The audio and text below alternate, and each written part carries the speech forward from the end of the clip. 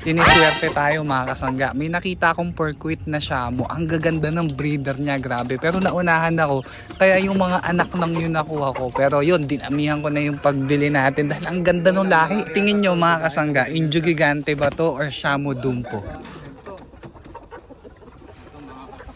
Ayan, nangangalam ka ba?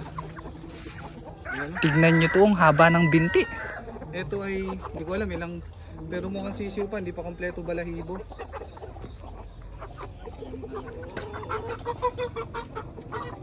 Ayan o, video mo na. Ngayon, pakakainin natin. Grabe, bata pa siya pero malapit na siyang lumampas sa scratch pen. Ano daw to, going 3 months. Alam nyo ba na ang month old ng gantong manok ay nagkakahalaga ng 2,500 hanggang 5,000? Meron pa nga 15,000 pero ito nakuha lang natin ng tumataginting na secret.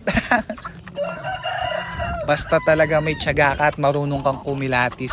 Hala! Don't fight please. Don't fight.